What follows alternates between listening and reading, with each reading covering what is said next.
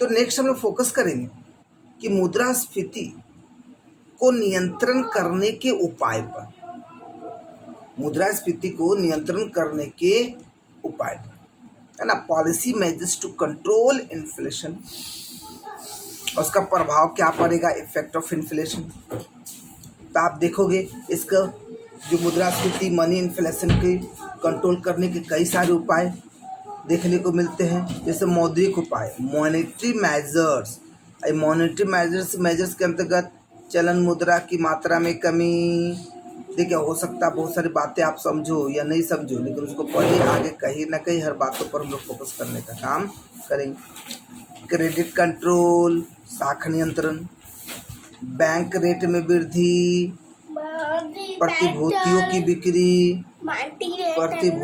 बिक्री, है ना। द सेल ऑफ सिक्योरिटी, नकद कोषानुपात में वृद्धि, बोलो तो CRR, कैश रिजर्व रेशियो, तरल कोषानुपात SLR बोले तो स्टैच्यूटरी लिक्विडिटी रेशियो में वृद्धि, है ना, प्लस वृद्धि। रेपो रेट में वृद्धि RR, रिवर्स रेपो रेट में कमी, चयनित साख नियंत्रण, साख राशनिंग, नैतिक, है ना, अनुशय, प्रत्यक्ष कार्रवाई डाइट। तो ये सब कहीं ना कहीं मुद्रास्फीति को रोकने का, एक कंट्रोल करने का, रोकने नहीं कंट्रोल बोल सकते का एक उपाय, है ना। जिसमें आप देख सप्लाई साइड पॉलिसी पर फोकस करने का काम करेंगे। क्या होता है डिमांड सप्लाई, है ना जी, आप देख सकते हैं। वही कहा जा रहा है कि मुद्रास्फीति होने के कारणों को जानने के बाद प्रश्न यह उठता है कि सरकारें इसे नियंत्रित करने के लिए कैसे कदम उठा सकती हैं। विश्व की सरकारों द्वारा इसे नियंत्रित करने के लिए हर संभव कदम उठाए जाते हैं। विश्व की सरकारों द्वारा इसे नियंत्रित करने के लिए हर संभव कदम उठाए जाते हैं। जैसे आप देख सकते हो सप्लाई साइड मेजर्स, आपूर्ति पक्ष संबंधी उपाय, जो कि यहाँ पर आप देख सकते हो कि कई सारे पिक्चर यहाँ पर दिख रहे हैं, है ना जी। The government of announce subsidy of $10 million for all electric car manufacturing, electric car manufacturers increase output to meet the requirements of the new subsidy, है ना। सो जी, तो यहाँ पर आप देखोगे ये सब एग्जाम्पल कई सारे देखने को मिलते हैं कि बाहर से कई सारी कंपनियां को किसी खास वस्तु का प्रोडक्शन करने के लिए, मैन्युफैक्चरर के लिए, है ना, सप्लाई करवाती आपको नहीं। वही बोला जा रहा, अगर अर्थव्यवस्था महंगाई का कारण कुछ वस्तुओं की आपूर्ति की कमी है तो ऐसी स्थिति में सरकार उक्त वस्तु के आयात करती है। तो क्या अभी आप देखोगे ये सब मैंने फोटो क्यों दिखाया, क्यों, ताकि जब मैं उस समय बताऊं तो ये सारा कुछ आपको समझ में आए। तो आप देखोगे कि अगर किसी वस्तु का सप्लाई कम है तो लोग क्या करेंगे, सरकार उस वस्तु को आयात करेंगे।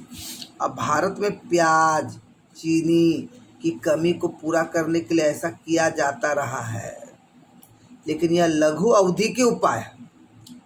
मुद्रास्फीति दीर्घावधिक काल में नियंत्रण हो सके इसके लिए उक्त वस्तु में आपका कार है, प्याज है, चीनी, मतलब जो भी बोले, है ना, देश में उत्पादन ही अंतिम विकल्प, प्रोडक्शन करना।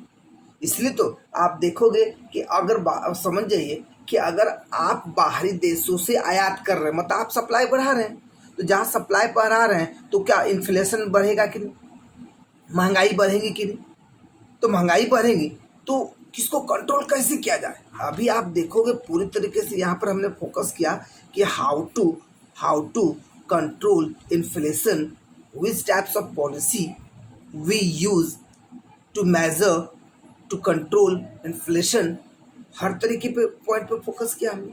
तो अब सोचिए कि आप सोचो सप्लाई कर रहे महंगा बढ़ेगा, तो उसमें क्या है कि हम लोग क्या करेंगे कि आप देखोगे कि अगर प्रोडक्शन ही इसका करने लगे तो जाहिर सी बात है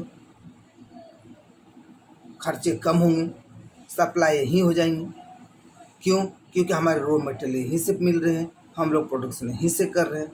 तो कहा इसी तरह के इसके अंतर्गत और भी कई उपाय आते हैं, जैसे भंडारण, परिवहन, वितरण की बेहतर व्यवस्था, जमाखोरी, होर्डिंग पर नियंत्रण आदि।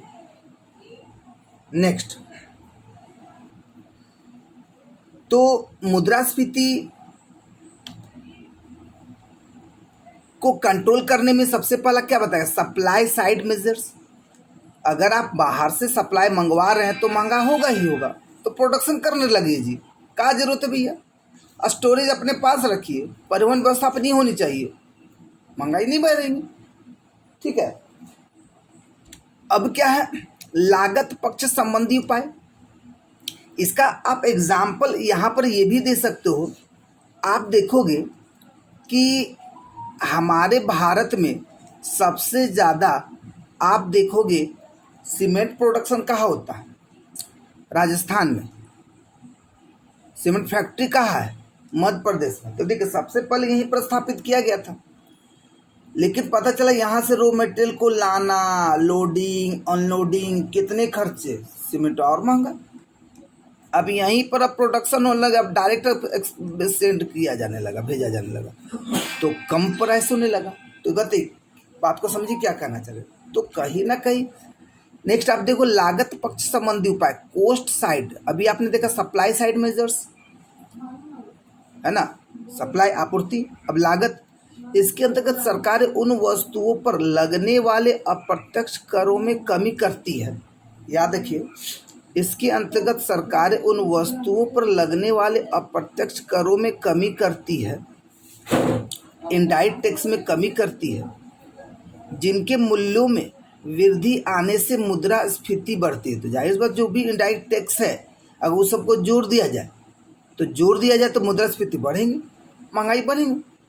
इसके अंतर्गत आयात शुल्क, बोले तो कस्टम ड्यूटी, कस्टम फी, उत्पाद शुल्क, एक्साइज फी, राज्यों के वेट इत्यादि में कमी लाकर मुद्रास्फीति को नियंत्रित करने की कोशिश की जाती है। और आप देखो सरकार कहीं ना कहीं इस तरह के कई सारे उपाय करती है ताकि हमारे लोगों को उस वस्तु के ज़्यादा से ज़्यादा दाम देने नहीं पड़े। भारत सरकार द्वारा इस तरह के कदम 2003 के मध्य में उठाए गए, जब कच्चे तेल और इस्पात के मूल्य में वृद्धि आने लगी। इसी प्रकार वर्ष 2009-2010 में बढ़ती कीमतों पर नियंत्रण लगाने के लिए सरकार द्वारा इस प्रकार के कदम उठाए गए। खाद्यान्न, चीनी आदि पर आयात शुल्क में कमी। याद रखिए क्या बोला जा रहा है, 2009-2010 में बढ़ती कीमतों पर नियंत्रण लगाने के लिए, उस समय आप देखोगे कंडीशन मंदी वाली हो गई थी, बहुत सारा कंडीशन खराब हो गए थे, तो वहाँ कीमतों पर नियंत्रण करने के लिए सरकार इस प्रकार के कदम उठाए गए। खाद्यान्न, चीनी आदि पर आयात शुल्क में कमी, एलपीजी एवं पेट्रोल तथा डीजल पर राज्यों के वेट में कमी।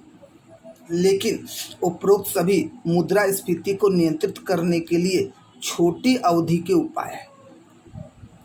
मुद्रास्फीति करने से छोटी अवधि के उपाय हैं और मुद्रास्फीति रूप से नियंत्रित रहे, इसके लिए संबंधित वस्तुओं को आवश्यकतानुसार उत्पादन और उनका बेहतर वितरण ही अंतिम उपाय हैं। ठीक है, तो ये